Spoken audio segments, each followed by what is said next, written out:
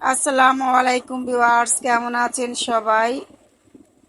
আমি সীমা, মানিকগঞ্জের রাঁধুনি, সীমাস কিচেন অ্যান্ড ব্লগ। যারা এখনো আমার চ্যানেলটি সাবস্ক্রাইব করেননি অবশ্যই সাবস্ক্রাইব করে দিবেন, বেল আইকনই বাজিয়ে দিবেন।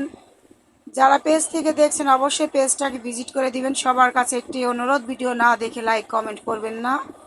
আপনারা কখন কি করতেছেন সব কিছুই কিন্তু ফেসবুক ইউটিউব ধরতে পারে, কারণ এইটাও একটা জব, সবসময় মাথায় রাখবেন। বাজার থেকে একটা 4 কেজির একটা মাছ এনেছিলাম, ব্রিগেড। সেই 4 কেজি মাছের মাথাটা আজকে ভুনা করে নেব।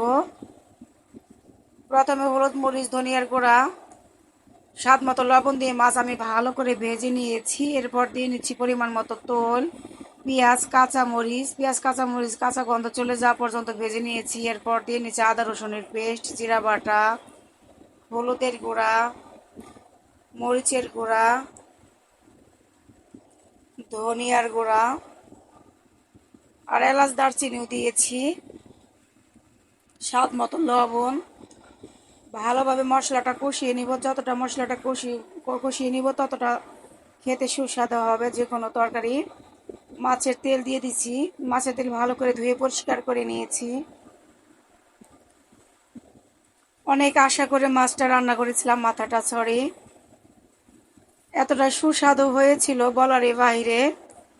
কিন্তু দুঃখের বিষয় হলো মাছটা আনাম রাখতে পারিনি, বাকিটা ইতিহাস হয়ে গিয়েছে। মাছ যখন ভাজি করেছি তখনও সুন্দর ছিল। মাছ রেখে আমি গিয়েছিলাম ফোনে কথা বলতে, এদিকে এসে দেখি মেয়ে মাছের মাথার অবস্থা 12টা বাজিয়ে দিয়েছে, ঢাকনা খুলে নেড়ে চেড়ে ভেঙে দিয়েছে। একদম ইতিহাস হয়ে গেছে। যা রান্না করতে চাইলাম তার হলো না, কি আর করা, এভাবে খেতে হবে। এতটাই সুস্বাদু ছিল মাথাটা মাছের, বলারই বাইরে। আপনাদের খাওয়াতে পারলে বোঝাতে পারতাম কতটা টেস্টি ছিল মাছের মাথাটা।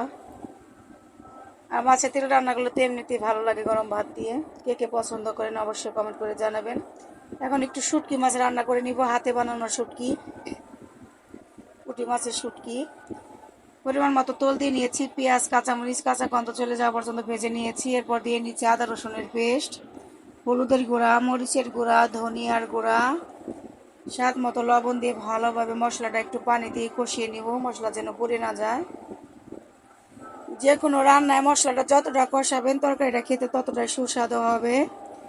আমি শুটকি মাছ ভালো করে ভেজে গরম পানি দিয়ে ধুয়ে পরিষ্কার করে নিয়েছি। শুটকি দিয়ে ভালো মতো কষিয়ে নিয়ে আমি আলু, দেশি আলু নিয়েছি এখানে আমি, আর হলো ঢেঁড়স, সব কিছু দিয়ে সবজিটা ভালো মতো কষিয়ে নিয়েছি।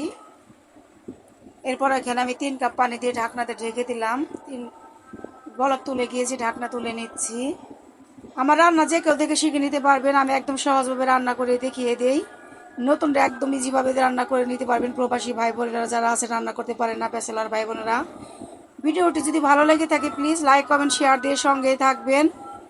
সবার জন্য শুভকামনা, ভালোবাসা জানিয়ে আজকের মতো এখানে বিদায় নিচ্ছি। আমার রান্না এখানে শেষ। জিরার গুঁড়ো দিয়ে নামিয়ে নিলাম। ধন্যবাদ সবাইকে।